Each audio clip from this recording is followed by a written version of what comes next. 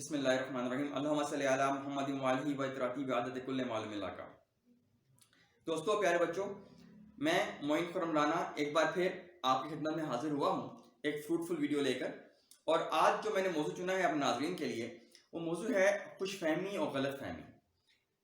یہ ایک ایسی بیماری ہے جس کی وجہ سے بہت سے لوگوں نے اپنی زندگیاں برباد کی ہیں اور ساری عمر اس کی خوش فہمی اور غلط فہمی کا شکار رہتے ہیں اور اپنے ساتھ ساتھ اپنے گھرانے کے ماحول کو بھی تباہ و برباد کر دیتے ہیں۔ میں کوشش کروں گا کہ اپنی ان ویڈیوز کے اندر کچھ ایسے لوگوں کی تحریریں بھی شامل کروں جن سے کوئی ہماری یوتھ کو سبق مل سکے، ہماری یوتھ کو کوئی نصیحت مل سکے۔ ایسے کہ ایک رائٹر ہیں محمد اعظم رضا تبسم، ڈاکٹر محمد اعظم رضا تبسم، ان کی کتاب ہے کامیاب زندگی کے راز۔ میں نے کل تحریر پڑھی، سوچا میں آپ لوگوں سے آج ڈسکس کروں اور آپ لوگوں کو وہ تحریر پڑھ کے سناؤں جس سے آپ کو کچھ نصیحت مل سکے اور آپ جو ہے اپنی زندگی کی طرف بہتر طور پر آپ گامزن ہو سکیں۔ چلیں آئے دیکھتے ہیں کہ وہ تحریر میں کیا لکھتے ہیں۔ غلط فہمیاں اور خوش فہمیاں۔ The worst distance between two people is misunderstanding. The worst distance between you and your reality is illusion. Doctor صاحب کہتے ہیں کہ کیا آپ نے کبھی گاؤں کا سفر کیا ہے؟ اگر کیا ہے تو ایک سواری کا لطف ضرور لیا ہوگا جس کا نام ہے بیل گاڑی۔ گاؤں میں بیل گاڑی کی اہمیت کسی تعارف کی محتاج نہیں۔ یاد کیجئے ایک اور منظر دیکھا ہوگا، وہ یہ کہ ہر بیل گاڑی کے ساتھ ایک کتا ضرور ہوتا ہے۔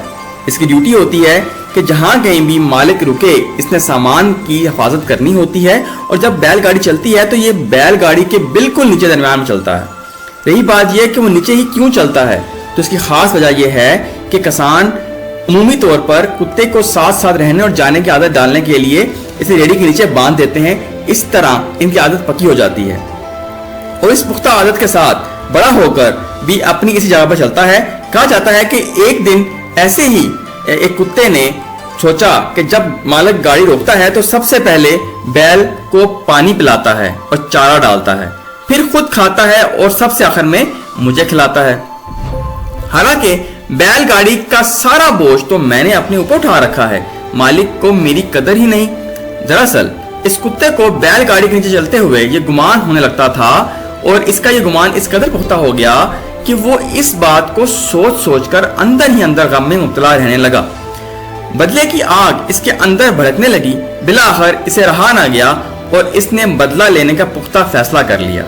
ترکیب اس طرح بنائی کہ آج جب نصف سفر ہو جائے گا تو میں آدھے رستے میں بیٹھ جاؤں گا۔ جب گاڑی نہیں چلے گی تو مالک کو میرا احساس ہوگا اور میری منت سماجت کرے گا۔ اس طرح میرا اصل مقام مجھے مل جائے گا۔ اب جیسے ہی گاڑی کے نیچے رستے پر پہنچے تو کتا آنکھیں بند کر کے ریڑھی کے نیچے بیٹھ گیا، مگر جب اسے دھوپ کی تپش اور گرمی محسوس ہوئی تو اچانک آنکھیں کھول کر دیکھا تو بیل ریڑھی آگے نکل چکی تھی اور کتا راستے کے درمیان بیٹھا حیرت سے ریڑھی کو جاتے اور سفر جاری رکھے دیکھ رہا تھا۔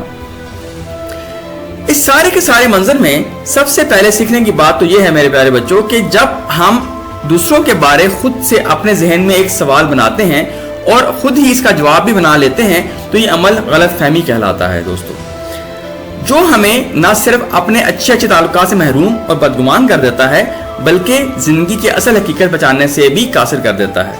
جیسا کہ کتے نے اپنے مالک کسان کے بارے میں بنایا اور درمیان سڑک بیٹھا رہ گیا۔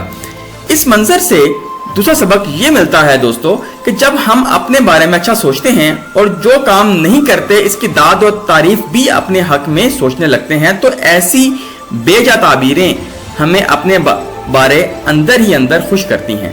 اس عمل کا نام خوش فہمی ہے۔ یاد رکھیں، دیوار میں لگی ہر اینٹ سمجھتی ہے کہ میں دیوار ہوں، مگر اسے نکال دیا جائے تو اس کی جگہ کوئی اور اینٹ بھی لے سکتی ہے۔ ہماری زندگی میں ایسے کردار بھی آتے ہیں جو سمجھتے ہیں انہوں نے ہمارا سارا بوجھ اٹھا رکھا ہے، اور ایسے کردار بھی جن کے بارے شاید ہم سمجھتے ہیں کہ وہ ہماری وجہ سے ہیں۔ تصویر کے دونوں رخ ہر لمحہ دماغ میں رکھیں میرے پیارے دوستوں، میرے بچوں۔ زندگی میں آنے والے ایسے کرداروں سے بھی اپنا دامن بچائیے جو خود کو غلط فہمیوں اور خوش فہمیوں سے بچاتے ہیں۔ زندگی کے حسن کو لگنے والی یہ وہ دیمک ہے جو کئی تعلقات کئی صلاحیتوں کو کھا جاتی ہے جو قابل سے قابل انسان کو اندر ہی اندر کھوکھلا کر دیتی ہے، جو تکبر کی بنیاد بنتی ہے اور عاجزی کو ختم کر دیتی ہے۔ اپنے کریم مالک کا شکر ادا کیجیے، اللہ کسی شخص پر اس کی طاقت سے زیادہ بوجھ اور ذمہ داریاں نہیں ڈالتا۔ جب بندہ اپنی موجودہ حالت پر کسی غلط فہمی اور خوش فہمی میں مبتلا ہوئے بنا اپنی ذمہ داریاں مکمل ایمانداری اور دیانتداری سے انجام دیتا ہے تو اللہ اس سے خوش ہوتا ہے اور اسے مزید عزت و مقام و مرتبہ عطا کر دیتا ہے۔ تھینک یو سو مچ کہ آپ نے مجھے سنا۔ انشاءاللہ میں اگین ایک اچھی فروٹفل تحریر کے ساتھ حاضر ہوں گا۔ تب تک کے لیے اجازت دیجیے، خوش رہیے، آباد رہیے، اپنا خیال رکھیے۔ بہت شکریہ، اللہ حافظ۔